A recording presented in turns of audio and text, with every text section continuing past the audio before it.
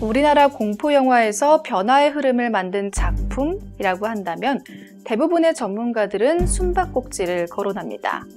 하늘 품은 귀신이나 악령의 이야기가 아닌 실제로 있을 법한 우리 생활의 이야기를 스릴 있게 다룬 것이 신선했다는 평이죠. 그리고 올여름 숨바꼭질에 버금가는 영화가 찾아왔습니다. 바로 목격자입니다. 우연한 일로 보게 된 살인 장면, 그리고 그 살인자와의 눈맞춤. 그 순간 당신은 목격자가 되고 동시에 살인자의 다음 살인 타깃이 됩니다. 신고를 할 것인지 끝까지 숨겨야 하는 것인지 여러분은 어떤 선택을 하시겠습니까? 처음으로 집을 장만해 이사를 온 상훈의 가족. 회식을 하고 새벽에 집으로 들어오는 길. 엘리베이터에서 한 여자를 만납니다. 그리고 그 여자는 상훈에게 묻죠. 비명 소리 못 들으셨어요? 여자 비명... 글쎄요. 술에 취해서였던 걸까 아무것도 듣지 못했다는 상훈의 말에 이웃 주민은 안도를 하고 둘은 각자 자신의 집으로 들어갑니다. 불이 꺼진 집. 술을 한 잔 더 하고 싶었던 상훈은 맥주 한 캔을 하고 그러던 그때 살려달라는 여자의 비명소리를 듣게 됩니다. 놀란 마음에 베란다로 나가 밖을 바라보는데 순식간에 일어나는 살인의 장면을 두 눈으로 목격하게 됐죠. 그것도 아주 잔인한 모습을 말입니다. 경찰에 신고를 하려던 그때 물을 마시러 나온 상훈의 아내 수진이 불을 켰고 어두운 집 사이로 밝아진 상훈의 집은 단연 살인자의 눈에 들어오게 됐죠. 그렇게 상훈은 살인자의 다음 타깃이 됩니다. 다음 날 아침, 발칵 뒤집어진 아파트 단지. 경찰들은 세대수가 많은 아파트에서 일어난 일이라 목격자가 있을 것이라 예상하며 수사에 의지를 보이지만 실상은 전혀 달랐습니다. 본 사람들이 있을 거 아니야. 일단 탐문해서 목격자부터 찾아와. 본 사람이 없답니다. 무슨 소리야. 저 아파트에 사는 사람들이 몇 명인데 본 사람이 하나도 없어. 목격자는 0명. 설상가상 주민들은 아파트 값이 떨어질 것을 우려해 과도한 미디어 노출을 꺼리는 동시에 경찰들의 협조를 하지 않기로 합니다. 한편 살인자는 아파트 주변을 계속 맴돌며 상훈을 감시하기 시작했고 상훈은 갈수록 두려움과 초조함을 느낍니다.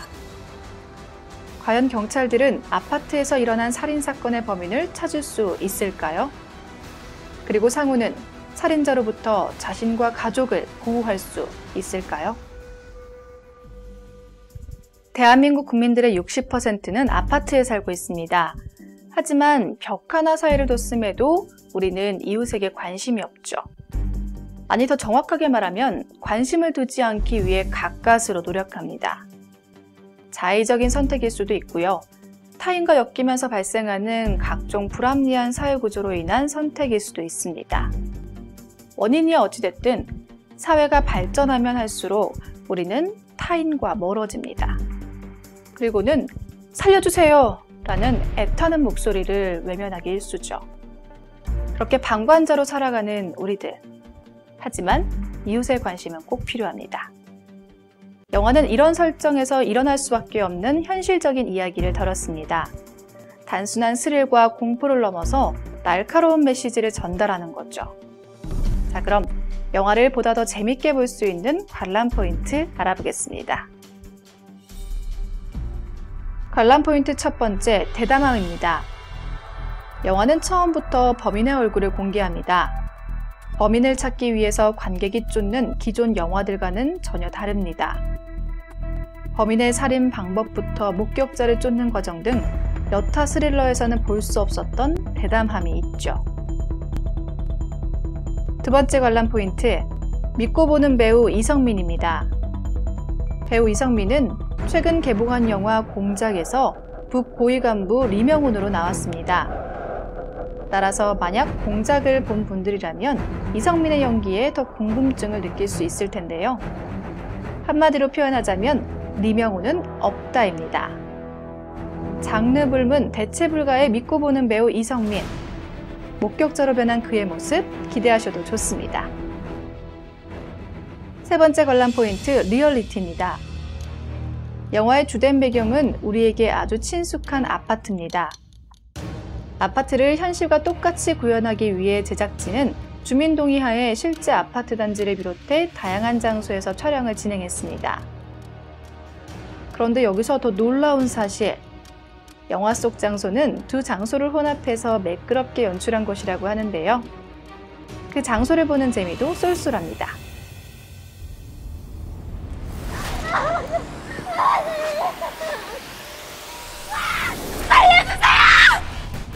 새벽 3시.